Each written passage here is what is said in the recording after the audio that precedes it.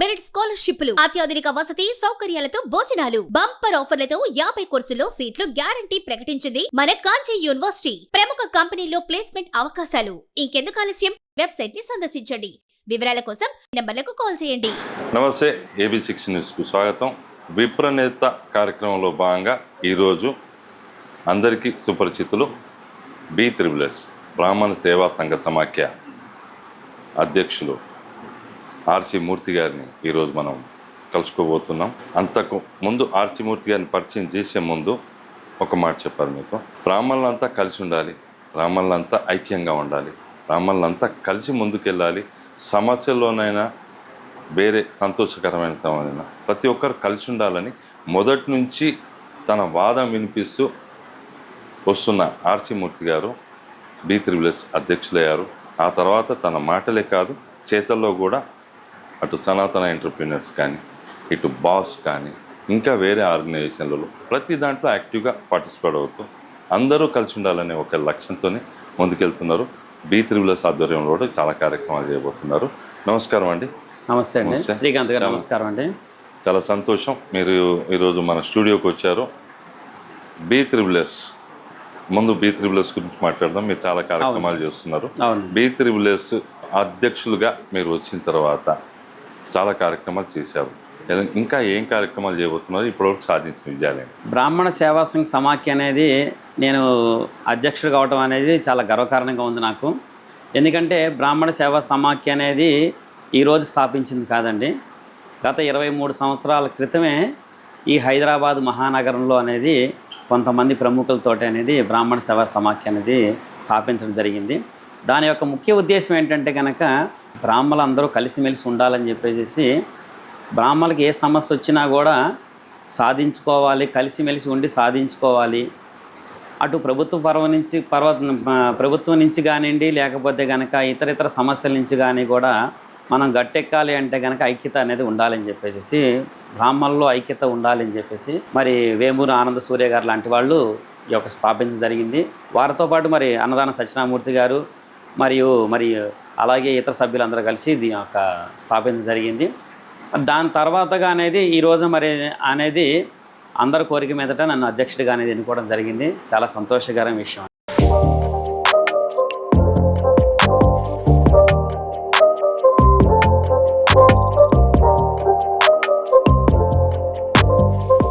ఇదే B3S ఆధ్వర్యంలో ఇప్పటివరకు కార్యక్రమాలు చేశారు కదా, ఇంకా నెక్స్ట్ ఏ కార్యక్రమాలు చేయబోతున్నారు?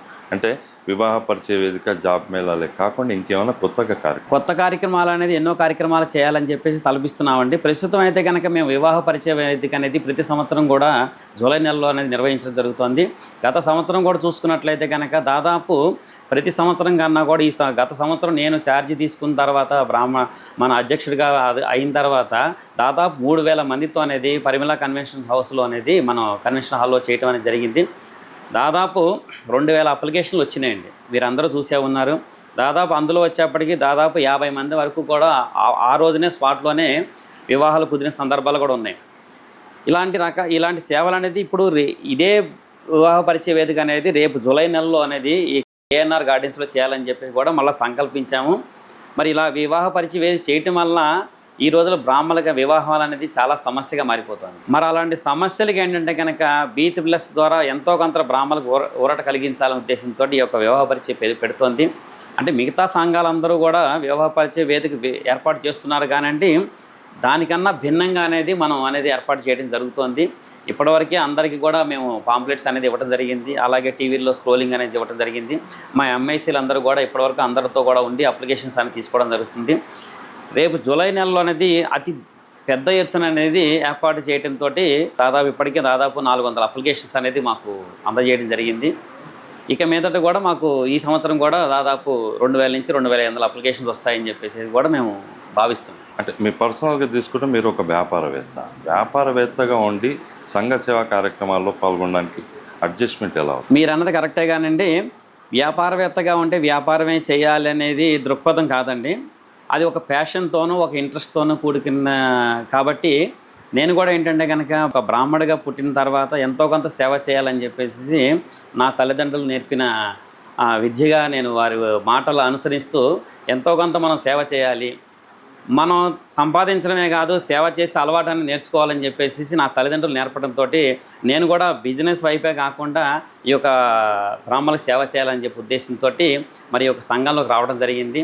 ఈ సంఘంలో వస్తే ఎంతోమందికి ఇప్పుడు కరోనా విషయంలో చూసుకున్నట్లయితే కనుక కరోనాలో ఎంతోమందికి అనేది నా సొంతంగా అనేది దాదాపు 50 లక్షల రూపాయలు ఖర్చు పెట్టి నేను అంత నిత్యావసర సరుకులు కానివ్వండి, లేకపోతే ఇంకా మాస్కులు కానివ్వండి, కిట్స్ కానివ్వండి, అందరికీ ఒక అనేది ఆ రోజులు ఇవ్వడం జరిగింది. మరి ఒక వ్యాపారవేత్తగా అనేది ఉండటం వల్ల ఇలాంటి చేసే అదృష్టం నాకు దక్కుతుంది. వేరే వాళ్ళ దగ్గర తీసుకుని చేసేదానికన్నా కూడా నేను సంపాదించిన దాంట్లో నేను సేవ చేయడం అని నాకు తృప్తి కలుగుతుందని చెప్పి నా యొక్క ఉద్దేశం అండి. చాలా బాగుందండి. అందరూ మీలాగా ఆదర్శంగా తీసుకోవాలని కోరుకుంటున్నాము. వ్యాపార రంగంలో ఉంటూ సమాజ సేవ చేస్తున్నారు, చాలా సంతోషకరమైన విషయము. ది సేమ్ టైంలో ఒక 3-3.5 సంవత్సరాల క్రితం ఐ థింక్ ఆ టైంలో సనాతన ఎంటర్‌ప్రెన్యూర్స్ ఆధ్వర్యంలో కార్యక్రమం జరిగినప్పుడు వ్యాపార రంగంలో ఉన్న వాళ్ళకి సందేశాన్ని ఇస్తూ మీరు మాట్లాడిన మాటలు ఇప్పటికీ నాకు బాగా గుర్తు. బ్రాహ్మణులంతా కలిసి ఉండాలి. ఈ 3.5 సంవత్సరాల్లో మీరు సనాతన ఎంటర్‌ప్రెన్యూర్స్ తరపున, B3S తరపున, ఇప్పుడు బాస్ తరపున రాష్ట్ర వ్యాప్తంగా తిరుగుతున్నారు, కార్యక్రమాల్లో పాల్గొంటున్నారు. మీరు అంటున్న మాటల్లో ఏమైనా మార్పు కనిపించిందా ఇప్పటివరకు? బ్రాహ్మణులు అనేది ఖచ్చితంగా అనేది మార్పు అనేది కలిగిందండి. బ్రాహ్మణులు ఐక్యం కావాలని చెప్పేసి ఒక మార్పు అనేది ఖచ్చితంగా వచ్చిందని చెప్పేసి మనం 100% చెప్పగలుగుతామండి. మీరు చెప్పినట్టుగా సనాతన ఎంటర్‌ప్రైజ్ అసోసియేషన్ అనేది నేను జాతీయ అధ్యక్షుడిగా ఉన్నానండి. నేను జాతీయ అధ్యక్షుడిగా ఉన్నప్పుడు అది బ్రాహ్మణులలో చిరు వ్యాపారాల నుంచి కూడా పెద్ద వ్యాపారం చేసే వాళ్ళందరూ కూడా కలిసిమెలిసి ఉండాలని చెప్పేసి ఎవరికి ఏ సమస్య వచ్చినా కూడా పెద్ద వ్యాపారం చేసిన వాళ్ళు చిన్న వ్యాపారం చేసిన వాళ్ళని పైకి తీసుకురావాలనే ఉద్దేశంతో ఈ యొక్క సనాతన ఎంటర్‌ప్రైజ్ అసోసియేషన్ అనేది స్టార్ట్ చేయడం జరిగింది. వాళ్ళందరూ ఏంటంటే కనుక అందులో ఏంటంటే చిన్న బిజినెస్ చేస్తున్న వాళ్ళకి ముందుకు వెళ్ళాలనేప్పటికీ ఆ అవగాహన అనేది వాళ్ళలో కొంచెం అనేది తక్కువ ఉంటుంది. వాళ్ళకి ఐడియాలు అనేవి చాలా ఉంటాయి, కానీ ఏ విధంగా అప్రోచ్ అయ్యి బిజినెస్ ముందుకు తీసుకువెళ్ళాలనేది వాళ్ళకు ఒక చిన్న సమస్యలాగా ఉంటుంది వాళ్ళకి. అలాంటిది ఏంటంటే కనుక మేము సనాతన ఎంటర్‌ప్రైజ్ అసోసియేషన్లో ఉన్నప్పుడు ఏంటంటే కనుక ట్రైనింగ్ ప్రోగ్రాంలు కానివ్వండి, లేకపోతే కనుక ఒక సక్సెస్ఫుల్ ఎంటర్‌ప్రైనర్ ఎవరైతే కనుక ఉంటారో మన నరేంద్ర కామరాజ్ గారు లాంటి వాళ్ళు, ప్రదీప్ కారుమూరి గారు లాంటి వాళ్ళు, ఇలాంటి వాళ్ళందరినీ తీసుకొచ్చి వాళ్ళతోటి అనేది వీళ్ళకి అనేది చెప్పడం అనేది ఒక ట్రైనింగ్ ప్రోగ్రాం లాగా ఇప్పటికీ జరుగుతోంది.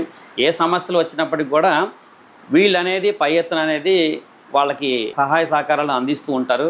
కాబట్టి బ్రాహ్మణ వ్యాపారం చేసే వాళ్ళని ప్రోత్సహించాలి, అలాగే బ్రాహ్మణులు అన్ని రకాలుగా అభివృద్ధిలోకి తీసుకురావాలని చెప్పేసి సనాతన ఎంటర్‌ప్రైజ్ ద్వారా మేము చేయటం జరిగింది. అలాగే ఎవరికైనా కూడా వ్యాపారం పెట్టాలని ఐడియా ఉన్న వాళ్ళకు కూడా సనాతన ఎంటర్‌ప్రైజ్ అసోసియేషన్ అనేది మంచి ప్లాట్ఫామ్గా అనేది ఆ రోజు క్రియేట్ చేయడం జరిగింది. ఐడియా ఉండి మీరు డబ్బు లేకపోయినా కూడా మరి డబ్బు ఉన్న వాళ్ళందరూ కూడా మీకు సహాయం చేస్తారని చెప్పేసి నరేంద్ర కామరాజ్ గారు లాంటి వాళ్ళు ఓపెన్గా స్టేట్మెంట్ ఇచ్చారు. మరి అలాంటి వారు కనుక వారితో అప్రోచ్ అయినట్లయితే కనుక వాళ్ళు వీళ్ళకి ఫండింగ్ అనేది ఏర్పాటు చేయడం జరుగుతుంది. వారి ద్వారా వారిని వ్యాపారం అనేది పెంచుకోవచ్చు అనేది ఒక అవకాశం ఇచ్చాము. దాదాపు ఒక 15 మంది 20 మంది కూడా ఆల్మోస్ట్ ఈ యొక్క అవకాశాన్ని అనేది వినియోగించుకున్నారు. వాళ్ళు కూడా ఇప్పటివరకు చాలా మంచి వ్యాపారంలోనే ఉన్నారు. వాళ్ళు కూడా సక్సెస్ఫుల్గానే వాళ్ళు కూడా చేస్తూనే ఉన్నారు. మరి మీరు చెప్పినట్టుగా బాస్ ఆధ్వర్యం అనేది ఏంటంటే కనుక బాస్ అనే సంస్థ అనేది స్థాపించే ముఖ్య ఉద్దేశం ఏంటంటే కనుక హైదరాబాదులో కానివ్వండి, మన తెలంగాణ స్టేట్లో చూస్తున్నట్లయితే కనుక సంఘాలు అనేది విచ్చలవిడిగా పెరిగిపోతున్నాయి. ఈ సంఘాలు పెరగటం వలన ఏమవుతుందంటే కనుక జనాల మధ్య, మనుషుల మధ్య అనేది అపోహలు అనేవి పెరుగుతున్నాయి కానివ్వండి, ఏకతాటి మీదకి రావటం లేదు. సమస్య అనేది ఏదైనా సాధించుకోవాలన్నప్పటికీ ఆ సమస్యలాగా ఉంటుంది, కానీ ముందుకు అనేది అడుగట్లేదు. సో ఈ సమస్యలు పరిష్కరించాలని చెప్పేసి గతంలో ఎన్నో రకాల చాలామంది నిష్ణాతులందరూ కూడా ఐక్యం చేయాలని ప్రయత్నించారు. మరి అలాంటి సందర్భంలో సగం మంది సక్సెస్ అయ్యారు, సగం మంది ఫెయిల్ అయ్యారు. దీనివల్ల ఏంటంటే కనుక బ్రాహ్మణుడు ఏంటంటే కనుక కొంచెం చేదస్తం అనేది ఎక్కువగా ఉంటుంది, ఈగోయిస్టిక్ అనేది కొద్దిగా ఎక్కువ ఉంటుంది. దీనివల్ల ఏంటంటే కనుక మనం ముందుకు అనేది సంఘాల ద్వారానే ముందుకు వెళ్ళలేకపోతాం. మరి అలాంటి సందర్భంలో బాస్ అనే సంస్థ అనేది ఏర్పాటు చేయడం జరిగింది. కొంతమంది వ్యక్తులు కలిసి మరి బసవరాజ్ శ్రీనివాస్ గారు లాంటి వాళ్ళని ఈ యొక్క సంస్థకి దాన్ని ముందుకు నడిపించాలని చెప్పేసి వారిని అడగటం, వారు అదే ఉద్దేశంతో వారు కూడా ఏంటంటే కనుక బ్రాహ్మణులు ఏ విధంగా ఐక్యం చేయాలని చెప్పేసి వారు కూడా అనుకోవడం జరిగింది. దానికి ఇమ్మీడియట్గా అనేది గత సంవత్సరం క్రితం అనేది బాస్ని ఏర్పాటు చేయడం జరిగింది. ఏర్పాటు చేసి అన్ని సంఘాలని దాదాపు 170 సంఘాల వరకు బాస్కి అనేది మద్దతు ఇవ్వడం జరిగింది ఇప్పటివరకు కూడా. మరి దాని ద్వారానే మరి ఇప్పుడు బ్రాహ్మణ పరిషత్ అనేది కూడా మనం సాధించుకోగలిగాం. బ్రాహ్మణ ఐక్యతతో ఉండటం వల్లనే ఈరోజు పరిషత్ అనేది మనం గత 2 సంవత్సరాలుగా అనేది మనం ఏర్పాటు చేసుకోలేనిది ఈరోజు ఏర్పాటు చేసుకున్నామంటే కనుక సంఘాలు బ్రాహ్మణులు అంతా ఒక మార్పు వస్తుందని అంటున్నారు కదా మీరు. మార్పు మీకు కనిపిస్తుందన్నా నాకు కొద్దిగానే కనబడుతుంది. నేను 6 ఏళ్ళ నుంచి ఛానల్ నడిపిస్తున్నాను, కొద్దిగానే కనిపిస్తుంది. ఎందుకంటే మొన్నటికి మొన్న మందల సామెల్ ఎమ్మెల్యే మందకృష్ణ మాదిగ గారు వీరు ఎవరైతే ఉన్నారో వీరు బ్రాహ్మణుల గురించి, బ్రాహ్మణ ఇండివిజువల్ కాకుండా బ్రాహ్మణ జాతి గురించి మాట్లాడినప్పుడు ఎక్కడ మీకు బ్రాహ్మణులు ఐక్యత కనబడలేదు. అంటే ఖండించడంలో కానీ దాన్ని ఎదుర్కోవడంలో కానీ. మీరు అన్నది 100% నేను ఖండిస్తానండి. బ్రాహ్మణుల ఐక్యత కనపడలేదు అనేది అవాస్తవం. ఎందుకంటే కనుక ఇప్పుడు మీరు చెప్పినట్టుగా మందుల శామ్యుల్ కానివ్వండి, లేకపోతే కనుక మందకృష్ణ మాధవి గారండి, వీలాంటి వాళ్ళు అనుచిత వ్యాఖ్యలు చేశారు. వాళ్ళు ఏంటంటే కనుక ఏదో బ్రాహ్మణులను అడ్డు పెట్టుకుని వాళ్ళు ఏదో రాజకీయంగా ముందుకు వెళ్ళాలనే ఉద్దేశంతో రాజకీయ కుట్రగా అనేది చేశారు తప్పితే కనుక అండి, లేకపోతే కనుక బ్రాహ్మణుల జోలికి ఎప్పుడు రారు వాళ్ళు. కానీ ఏంటంటే కనుక బ్రాహ్మణుల జోలికి వస్తే కనుక వాళ్ళకి ఏమవుతుంది అనేది వాళ్ళకి తెలిసి వచ్చేట్టుగా బ్రాహ్మణ సంఘాలు అందరూ కదిలి వచ్చారండి. మరి ఈ రోజున చూసుకున్నట్లయితే కనుక వాళ్ళ చేత అనేది క్షమాపణ చెప్పించడం కూడా జరిగింది. మరి అన్ని బ్రాహ్మణ సంఘాలు కూడా ఈరోజు నిలబడినాయి. ప్రతి ఒక్కళ్ళు మీడియా ముందుకు రావడం జరిగింది, ధైర్యంగా అనేది ముందుకు రావడం జరిగింది. బ్రాహ్మణుల ఐక్యత ఇక్కడే ఉందని మీకు కనబడుతోంది. మరి మీకు లోపించింది అనేది ఎక్కడ కనిపించిందో నాకు అర్థం కాని విషయం. అంటే ఆ రోజుల్లో కార్యక్రమాలు చూసినప్పుడు ఒక బాస్ ఆధ్వర్యంలో తప్ప ఇంకా మిగతా సంఘాలు ఏదైతే సొగాలు ఇప్పుడు మీరున్నారు కదా, మీరున్నదంటేనే వందల వేల సంఘాలు పుట్టుకొస్తున్నాయి కదా. ఈ సంఘాల నుంచి ప్రతిఘటన అనేది కనబడకపోవడం వల్ల చులకన భావం ఏర్పడింది అనేది సామాన్య బ్రాహ్మణుల ఒక ఆలోచన. అది బ్రాహ్మణులు ముందుకు రావాలనేప్పటికీ ఒక నాయకుడు కావాలి. ఆ నాయకుడే బాస్. ఎవరైతే నాయకుడు ముందు నడుస్తుంటే ఆటోమేటిక్గా మిగతా వాళ్ళందరూ కూడా ఆటోమేటిక్ సంఘాలు. ఎప్పుడైతే బాస్ అనేది ముందు ఒక ప్రెస్ మీట్ పెట్టిందో దాని తర్వాత అన్ని బ్రాహ్మణ సంఘాలు అందరూ కూడా దాంతోపాటుగా వాళ్ళ స్థాయిలో వాళ్ళు మీటింగ్లు పెట్టడం జరిగింది. మీడియా ద్వారా వాళ్ళు ఖండించడం జరిగింది, అలాగే యూట్యూబ్ ద్వారా ఖండించడం జరిగింది. మన ఆంధ్రలోనే, మన తెలంగాణ రాష్ట్రంలోనే కాదండి, ఆంధ్ర రాష్ట్రంలో కూడా చూసుకున్నట్లయితే కనుక ప్రతి ఒక్కళ్ళు కూడా దీని మీద స్పందించారు. ఒక మీడియా పరంగా కానివ్వండి, లేకపోతే కనుక ఒక పేపర్ పరంగా కానివ్వండి, లేకపోతే కనుక వాళ్ళు మీటింగ్లు పెట్టి కానివ్వండి, ప్రతి దాన్ని ఖండించారు. ఈరోజు ఖండించాం కాబట్టి ఈ యొక్క సమస్య అనేది దాదాపు ఒక వారం 10 రోజులు అనేది సమస్య సాల్వ్ అయిపోయింది. ఎందుకు సాల్వ్ అయిపోయిందంటే ఇలాంటి వాళ్ళు రేపొద్దున రాజకీయంలో ఉన్నవాళ్ళు కానివ్వండి, లేకపోతే ఇంకొకళ్ళు ఎవరైనా కూడా బ్రాహ్మణుల మీదకి రావాలి అంటే కనుక భయపడే స్థాయికి అనేది బ్రాహ్మణులు అనేది ఈ రోజున అనేది ప్రతి ఒక్కళ్ళు కూడా ముందుకు వచ్చారు. ఈరోజు వస్తున్నారు, ఇంకా రాకపోతారు కూడా. ఇప్పుడు మేము చేసేది కూడా ఏంటంటే బ్రాహ్మణ సేవా సమాఖ్య ద్వారా కూడా మేము కూడా బ్రాహ్మణుల ఐక్యత పెంచుతున్నాం. కలిసి వాళ్ళకు ఒక ధైర్యాన్ని ఇస్తున్నాం. వాళ్ళకి బిజినెస్ చేసుకోవాలన్న ధైర్యాన్ని కల్పిస్తున్నాము, లేకపోతే కనుక వాళ్ళు ఏదన్నా ఒక ఆర్గనైజ్ చేసుకోవాలన్నా కూడా నడిపిస్తున్నాం. వాళ్ళకి ప్రతి దానిలోనే సహాయాన్ని అనేది అందిస్తున్నాం. వాళ్ళకి ఏ చిన్న సమస్య వచ్చినా కూడా అనేది ఆ ఏరియాలో ఉన్న సంఘం ద్వారా సాధించుకోవచ్చు అనే అవగాహన అనేది ఈరోజు కల్పిస్తున్నాం. మీరు చెప్తున్న ఈ విషయాన్ని కొంత పక్కన పెడితే బ్రాహ్మణ సంక్షేమ ఫలాలు అనేవి 2.5 ఏళ్ళుగా లేవు. ఇప్పుడు రీసెంట్లీ బ్రాహ్మణ పరిషత్ ఏర్పాటైంది కదా. సంక్షేమ ఫలాల విషయంలో పాత కష్టాలు పడుతున్న వాళ్ళ విషయంలో P3S కానీ బాస్ ఆధ్వర్యంలో మిగతా సంఘాలు అందరూ మంత్రులను కలవడము అవి చేయడము, కానీ ఆ నిధులు రావడంలో లోపించడం వల్ల ప్రభుత్వాలు కూడా బ్రాహ్మణులను పట్టించుకోకపోవడానికి అక్కడ ఆ గ్యాప్ అనేది కానీ దీన్ని ఎట్లా భర్తీ చేస్తారు? ప్రభుత్వాలు అనేది ఇక మీద పట్టించుకుంటాయండి. మీరు అన్నది ఖచ్చితంగా అనేది ఇక మీద పట్టించుకొని ప్రభుత్వాలు కదిలి వచ్చే స్థాయిలో అనేది బ్రాహ్మణులందరూ కూడా కదులుతున్నారు. మన రాష్ట్రమే కాదు, ఇతర రాష్ట్రాల్లో కూడా మీరు చూస్తున్నట్లయితే కనుక ఆ తెలంగాణ రాష్ట్రం కాదు, బ్రాహ్మణులందరూ కదులుతూనే ఉన్నారు. రాజకీయంగా కూడా ఎదగాలని చెప్పేసి కూడా ప్రతి ఒక్కళ్ళు కూడా ముందు ఉన్నారు. వాళ్ళు కూడా వస్తారు. ఇప్పుడు మీరు చెప్పినట్లుగా బ్రాహ్మణ పరిషత్ అనేది చైర్మన్ అనేది ఏర్పాటు చేయడం జరిగింది కాబట్టి మరి ఇంకా 2-3 రోజుల్లో వారి యొక్క ప్రమాణ స్వీకారం కూడా జరుగుతుంది. చైర్మన్, వైస్ చైర్మన్ మన వాళ్ళే వచ్చారు, ఇద్దరు కూడాను. అందరికి నాకనే కాదండి, ఇప్పుడు ప్రతి సంఘానికి వాళ్ళు కలిసిమెలిసి తిరిగిన వ్యక్తులు. మరి అలాంటి వ్యక్తులు అనేది మరి గౌరవ ముఖ్యమంత్రి గారు నియమించడం, మరి మన శ్రీధర్ బాబు గారు వాళ్ళిద్దరిని కూడా నియమించడం అనేది ప్రతి ఒక్కళ్ళకి కూడా తెలిసిన వ్యక్తి కావటం వలన ప్రతి ఒక్కళ్ళు కూడా వాళ్ళ యొక్క నిధులు వాళ్ళ అందే అవకాశం అనేది ఖచ్చితంగా ఉంటుంది. దాదాపు ఇప్పటివరకు 4,000 మంది అప్లికేషన్లు పెట్టుకున్నారని చెప్పి, సో దానికి ఏంటంటే ఆ అప్లికేషన్లు అన్నీ కూడా ముందు ఏదైతే కనుక ఛార్జ్ తీసుకున్న తర్వాత అనేది ఆ పర్సూ చేసి ఖచ్చితంగా అనేది వాళ్ళకి సహాయం అందించాలని చెప్పేసి కూడా బ్రాహ్మణ సేవా సమాఖ్య ద్వారా కూడా ముందుగానే వారి బసవరాజ్ శ్రీనివాస్ గారికి కంగ్రాచులేషన్స్తో పాటుగానే వినతిపత్రం అనేది ఇవ్వడం జరిగింది. వారు కూడా సానుకూలంగా స్పందించారు. బ్రాహ్మణులు ఖచ్చితంగా అనేది న్యాయం అనేది జరుగుతుంది. బ్రాహ్మణ పరిషత్ ద్వారా న్యాయం అనేది ఖచ్చితంగా జరుగుతుంది. బ్రాహ్మణులందరూ కూడా మీరు అన్నట్టు కాకుండా రాజకీయం కూడా ఎదిగే స్థాయికి అనేది రాబోతారు, వస్తారు, మీరు చూస్తారు. మీరు అంత కాన్ఫిడెంట్గా చెప్తున్నారంటే రాజకీయంగా ఏదో సాధించాలనే యువత కూడా ముందుకు రావాలని మేము కూడా కోరుకుంటున్నాం. మొదటి నుంచి మా లక్ష్యం కూడా అదే. పోతే ఇప్పుడు సంక్షేమ ఫలాలు వస్తాయంటున్నారు, చాలా సంతోషం. వస్తే మంచిదే, రావాలని అందరూ కోరుకునేదే. బ్రాహ్మణ పరిషత్ తెలుగు రాష్ట్రాల్లో 2 రాష్ట్రాల్లో అదే పరిస్థితి ఉంది ఇప్పటివరకు. ఇక ముందు జరగాలనే కోరుకుంటాము. రాబోయే రోజుల్లో బాస్ ఆధ్వర్యంలో ఇంకా ఏం కొత్త కార్యక్రమాలు ఏమన్నా తీసుకోబోతున్నారు? బాస్లో నేను ఒక్కడిని ఇన్వాల్వ్ కావటం కాదండి, అన్ని సంఘాలు ఇన్వాల్వ్మెంటే బాస్. ఓకే. ఒక బ్రాహ్మణ సేవా సమాఖ్య ఆర్సి మూర్తి గారు ఇన్వాల్వ్ అవుతారనేది లేదండి. ఎందుకంటే ఎవరైతే కనుక యాక్టివ్గా చేయదలుచుకుంటున్నారో వాళ్ళందరూ కూడా సంఘాలని ఐక్యం చేయాలనే ఉద్దేశంతో ముందుకు రావడం జరిగింది. దానిలో ఒక సభ్యుడిగా అనేది నేను కూడా వచ్చాను తప్పితే, నేను కూడా ఒక పదవాసించో లేకపోతే కనుక ఒక గౌరవానికి దానికో నేను రాలేదు. మిగతా సంఘాలు కూడా అందరూ వస్తున్నారు. వాళ్ళ టైం బట్టి కూడా ఏంటంటే కనుక టైం కేటాయించిన దాన్ని బట్టి కూడా వాళ్ళందరూ రావడం జరుగుతుంది. ఏ సంఘం రాలేదు, ఆ సంఘం రాలేదని కాదు, ప్రతి సంఘం కూడా వచ్చి యాక్టివ్గానే పనిచేస్తుంది. అందరూ యాక్టివ్గా పనిచేయటం అనేది బ్రాహ్మణులు ఈరోజు అనేది మీరు చెప్పినట్టుగా ఇందాక ఏ రాజకీయ వ్యక్తులు ఎవరన్నా కూడా బ్రాహ్మణుల్ని ఒక రాయి వేయాలన్నా కూడా భయపడే స్థాయికి అనేది రావడం జరిగింది. బిజినెస్ పరంగా చూసుకుంటే మీరు ఆల్రెడీ ఒక ఎస్టాబ్లిష్డ్ పెద్ద కంపెనీలో ఉన్నారు. చాలామంది బ్రాహ్మణులు కూడా ఉన్నారు. సనాతన ఎంటర్ప్రెన్యూర్స్ ద్వారా చాలామంది బ్రాహ్మణులను ఒక వేదిక మీదకి తీసుకురావడం జరిగింది.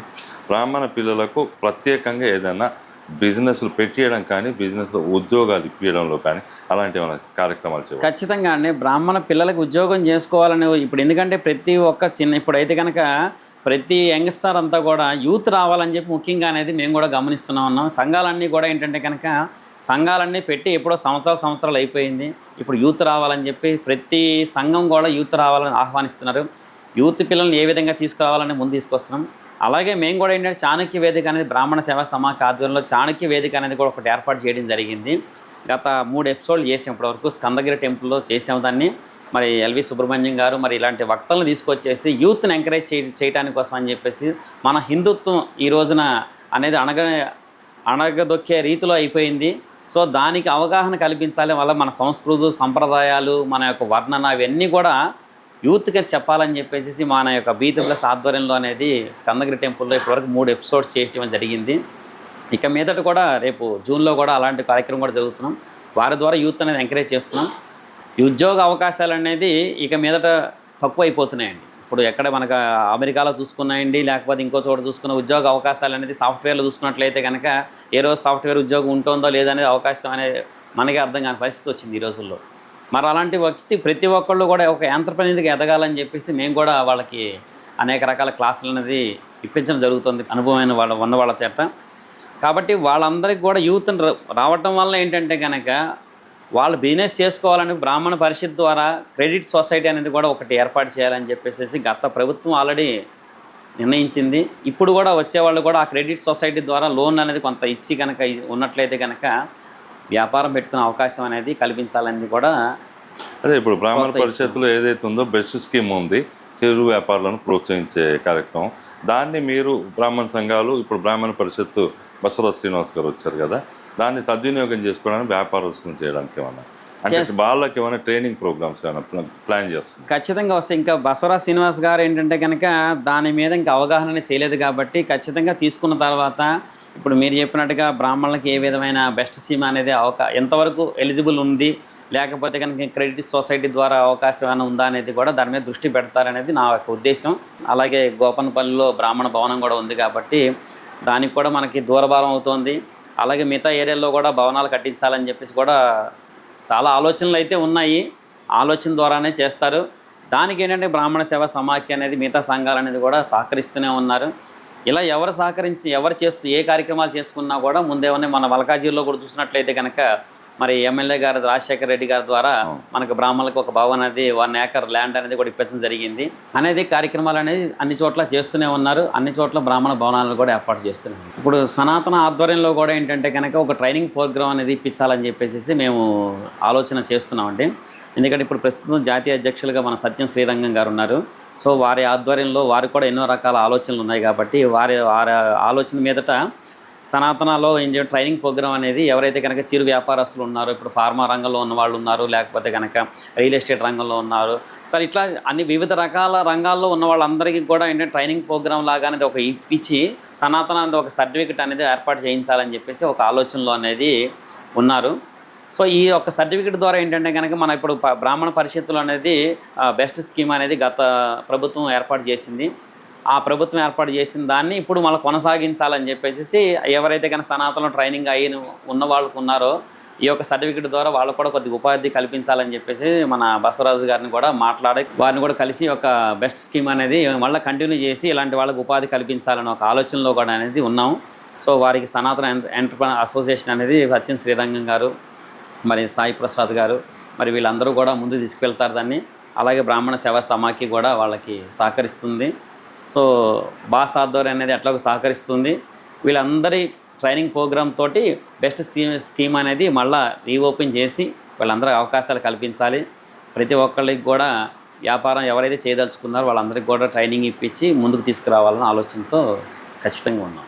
చాలా సంతోషం అండి. చివరిగా ఒకటి, మీరు బ్రాహ్మణ సేవా సంఘ సమాఖ్య ఇంక్లూడ్ అయి ఉన్న బాస్ ఆధ్వర్యంలో కానీ ఈ బ్రాహ్మణ సంఘాలను సమిష్టిగా ఐక్యత ఇంకా పూర్తి స్థాయిలో ఐక్యత చేయడానికి, బ్రాహ్మణులందరినీ ఐక్యత చేయడానికి, 2 రాష్ట్రాల్లో ఉన్న బ్రాహ్మణులను ఒక వేదిక మీదకి తీసుకురావాలని మొదటి నుంచి కోరుకుంటున్నారుగా, దానికోసం ఏదైనా ప్రత్యేక కార్యక్రమాలు ఫ్యూచర్లో ఏదైనా చేయబోతున్నారు? బ్రాహ్మణుల ఐక్యత తీసుకురావాలనే ఉద్దేశంతోనే బాస్ అనేది ఏర్పాటు చేయడం జరిగింది. బాస్ అనేది ఏంటంటే కనుక ఆ యొక్క సంఘాలను అందరూ కలపాలనే ఉద్దేశంతో ఉంది. ఇక మీద ఏంటంటే కనుక ఇన్ని సంఘాలు అనేది ఇంకా ఏర్పడవు.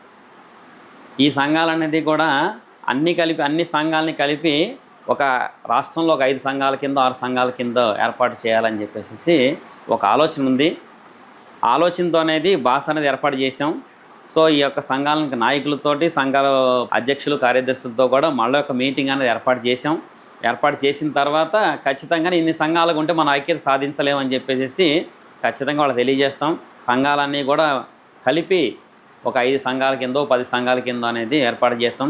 ఏ సంఘాలు ఉన్నా కూడా చిన్న సంఘాలన్నీ కూడా పెద్ద సంఘాలు కలిపి పెద్ద సంఘం ద్వారానే మన రిప్రజెంటేషన్ ఇవ్వాలని చెప్పేసి, ఆ రిప్రజెంటేషన్ త్రూ బాస్ ద్వారా ఇవ్వాలని చెప్పేసి కూడా మేము ఒక మీటింగ్ అనేది ఏర్పాటు చేస్తాం ఖచ్చితంగా అనేది. ఇప్పుడు మీరు చూసుకున్నట్లయితే కనుక హైదరాబాద్, తెలంగాణ ఏ విధంగా జరుగుతుందో ఆ ఆంధ్రాలో కూడా అదే ఇంప్లిమెంట్ చేయాలని చెప్పేసి వాళ్ళు కూడా మనని చూస్తూనే ఉన్నారు. ఖచ్చితంగా బ్రాహ్మణుల ఐక్యత కోసం అనేది ఏర్పాటు చేస్తాం. దానికి ముందుగా అనేది బ్రాహ్మణ సేవా సమాఖ్య అనేది ఎప్పుడు కూడా ఎవరు ఏర్పాటు చేసుకున్నా కూడా సహకరిస్తుంది.